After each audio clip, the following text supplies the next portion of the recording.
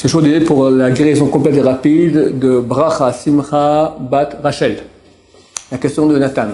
C'est marqué dans la Torah que si on s'éloigne de Dieu, Dieu s'éloignera de nous. C'est pas plus pour nous faire peur que Dieu s'éloigne vraiment de quelqu'un. En fait, tu veux dire, la Torah raconte des histoires, parce qu'Hachem ne veut pas s'éloigner de nous, donc on veut nous faire peur. La Torah ne raconte jamais des histoires. Et la Torah, c'est Emet. S'il y a du mensonge dans la Torah, c'est plus la Torah. Et les choses sont compréhensibles. Hachem nous aime de façon totale, irrévocable, complète, absolue, infinie, etc. C'est clair. D'un amour qu'il ne faut absolument pas imaginer. Et si on s'en rendait compte, on deviendrait fou. Mais c'est vrai que lorsqu'on s'éloigne d'Hachem, alors il s'éloigne. C'est de quoi s'éloigner d'Hachem? Je fais moins attention à Hachem, à sa Torah, aux principes qu'il aime, et à la sainteté d'Hachem, l'étude de Torah, la prière. Il y a des jours où on est là-dedans, plus des jours où on est un peu plus attiré par autre chose. On l'a masé, ce monde, où on est flemmard, où on a des envies, où on est jaloux, où on a un ras-le-bol, d'accord? Tais-toi, t'es en tristesse. Tout ça, ce sont tous des symptômes d'éloignement d'Hachem. Chacun à son niveau, enfin, un grand éloignement, un petit éloignement. Au contraire, quand t'es à la pêche, t'as envie de prier, et tu sens que tu pries bien Hachem, t'aimes étudier, tu as de l'amour pour Hachem, tu as une conscience d'Hachem, tu as ce qu'on appelle une crainte d'Hachem, d'accord? C'est pas que quand tu vas prier, tu sens que tu as prié devant un roi qui est très très grand, pas comme ça, tu prends un sidour et tu lis comme une machine, d'accord? Tout ça, ce sont les deux pôles d'éloignement et de proximité. Il n'y a rien de meilleur qu'on puisse avoir souhaité à un homme que la proximité d'Hachem. Quand je fais des bénédictions aux gens quand ils ont des dons et des choses pareilles, que Dieu leur reçoit sa grande proximité. Parce qu'il n'y a vraiment rien de meilleur. La proximité d'Hachem, t'as tout avec. Quand t'as Hachem, t'as la vie, t'as la bracha, la bénédiction, tout va bien, la santé, le bonheur, la proximité. Il y a tout qui va bien. Dieu t'écoute, t'es proche de lui. Qu'est-ce qu'on peut demander de plus que cela? C'est le mieux qu'il puisse y avoir. Mais en fait, on pourrait se tromper comme des enfants et croire que si moi je m'éloigne, alors Hachem il s'éloigne aussi. C'est pas possible parce qu'Hachem il est statique. Il est pas. Alors comment ça se passe? C'est très très simple. Il y a une émission d'Hachem qui est la même. Une émission extraordinaire. Attends, moi, en fonction de ma préparation à recevoir cette émission, je la reçois. Si j'ai une belle grande antenne parabolique, modèle, je sais pas comment ça s'appelle aujourd'hui, d'accord, satellite, alors l'émission, moi, je la reçois super claire, super forte, super intense, très bien. Si au contraire, je suis pas trop intéressé par les choses célestes, mais plutôt par les choses terrestres, alors des fois l'antenne, elle n'existe plus, et j'entends plus rien, et dit Dieu n'existe pas.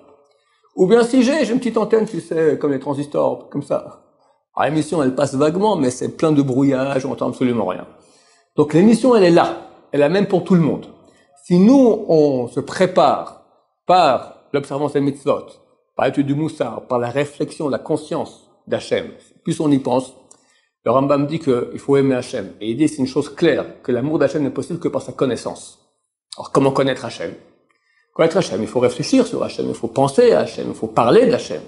Plus on en parle, plus on y réfléchit, plus il est conscient dans ma vie quotidienne, plus ça va développer en moi ce qu'on appelle la neshama.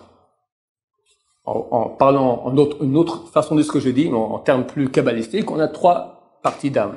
Nefesh, Ruach, Neshama. Il y en a encore 2 autres qui sont très très hautes, mais on ne parle même pas tellement, elles sont hautes. Nefesh, c'est la partie qui gère tout le contact avec le monde terrestre, l'essence, le corps. La Neshama, c'est la partie complètement céleste. Et moi, le Ruach, je suis au milieu. Alors, je peux être attiré plus par le Nefesh, plus par la Neshama. Plus je vais me tourner vers la Neshama, plus elle va se développer. Plus elle est là, mais est-ce que je suis sensible à son message? Non.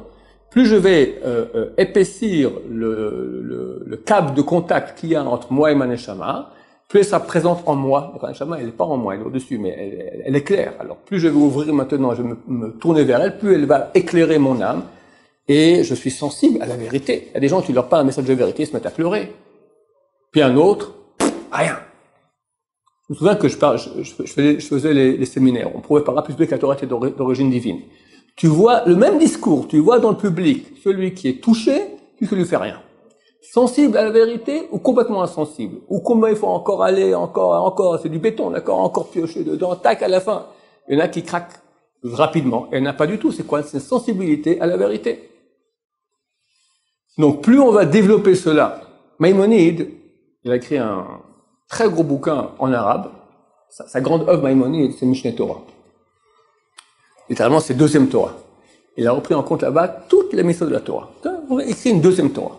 D'accord? C'est la première, mais il a pris tous les textes de la Torah qu'il y avait jusqu'à son époque, et on a fait une anthologie qu'il a mis par chapitre sur le sujet, etc. C'est génial, parce que quand tu t'expliques le début, le verset, jusqu'au moins le petit détail. C'est la plus grande œuvre peut-être qui a été écrite de loi orale, à part le Talmud, en tout cas qui est facile d'accès.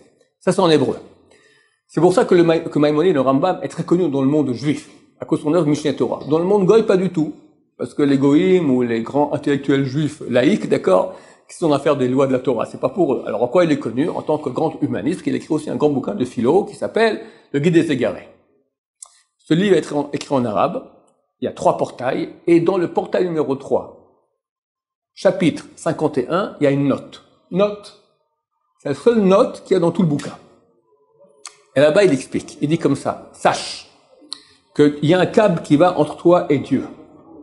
Plus tu vas le développer, plus il va s'épaissir, plus tu auras une conscience, un contact avec Hachem. Plus tu vas le laisser comme ça, sans t'en occuper, il va s'atrophier, diminuer, jusqu'à disparaître complètement. Et tu pourras même rester pratiquant, mais tu seras comme un bûcheron qui coupe du bois dans la forêt. Ça veut dire, tu fais ta prière, tu prosternes tout seul. T'es pas là, le type il pense maintenant à, à ses vacances, il pense qu'est-ce qu'il fait ce soir, d'accord, et le mouvement se fait automatiquement. Tu deviens une machine à faire de la Torah, une machine à pratiquer. C'est pas le but de la manœuvre. Il y a aussi un mérite pour cela. On peut pas dénigrer. C'est mieux ça que rien faire du tout. Mais c'est pas ce qu'Hachem il veut. Hachem veut une histoire d'amour.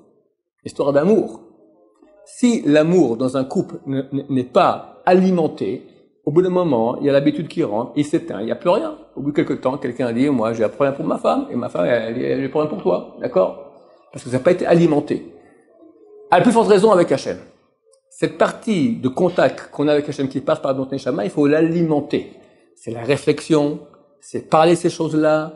Et plus on va l'alimenter, plus elle sera présente en nous, plus après ça devient un cercle vertueux, comme on dit, et bon, Hachem, ça va en grandissant. Et pour finir, on n'est même plus attiré par les bêtises de ce monde qui sert à rien, on n'est que fou de Hachem. Que Dieu nous aide à aller dans ce sens. Baruch Adonai, Amen va Amen.